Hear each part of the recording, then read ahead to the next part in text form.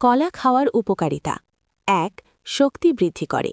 কলা প্রাকৃতিক কার্বোহাইড্রেট সমৃদ্ধ, তাই দ্রুত শক্তি দেয়। খেলাধুলা বা শারীরিক পরিশ্রমের পর খুব উপকারী। ২. হজমে সাহায্য করে। কলায় আঁশ থাকে, যা কোষ্ঠকাঠিন্য কমায় ও হজম শক্তি ভালো রাখে। ৩. হৃদযন্ত্র ভালো রাখে।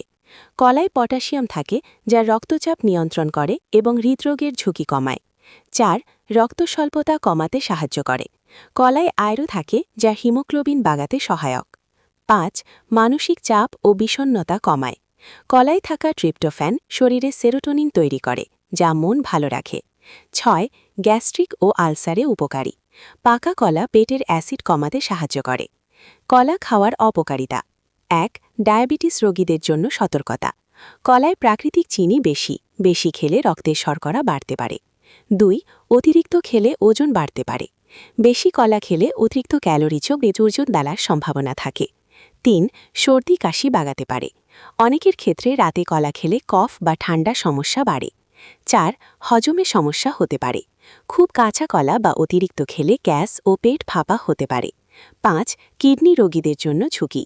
কলায় পটাশিয়াম বেশি, কিডনি রোগীরা ডাক্তারের পরামর্শ ছাড়া বেশি খাবেন না। মানুষ অভ্যাসের দাস, তাই প্রয়োজনীয় ও উপকারী যা আপনার জীবনে কাজে লাগবে এমন ধরনের ভিডিও পেতে ভিডিওটি লাইক, কমেন্ট ও সাবস্ক্রাইব করুন।